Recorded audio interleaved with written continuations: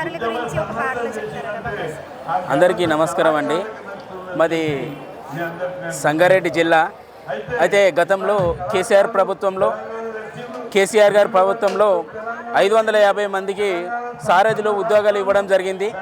కానీ మా ఉమ్మడి మెదక్ జిల్లాలో అనేక మందికి ఉద్యమం చేసినటువంటి కళాకారులకు అన్యాయం జరిగింది. కాబట్టి మేమందరం కూడా ఈరోజు గౌరవ ముఖ్యమంత్రి గారు రేవంత్ రెడ్డి గారు గత ప్రభుత్వం పైన మేము పోరు చేస్తే ఈ ప్రభుత్వం వచ్చిన తర్వాత మీ ఉద్యమ కళాకారులందరికీ కూడా మీ అందరికీ ఉద్యోగం ఇస్తామని మాకు హామీ ఇవ్వడం జరిగింది.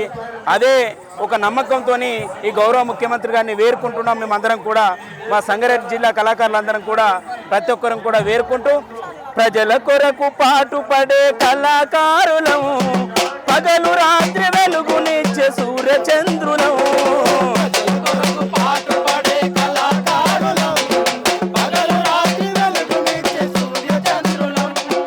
ప్రజల కొరకు పాటుపడే కళాకారులం, పగలు రాత్రి వెలుగునిచ్చే సూర్యచంద్రులం. ప్రజల కొరకు పాటుపడే కళాకారులం, పగలు రాత్రి వెలుగునిచ్చే సూర్యచంద్రులం.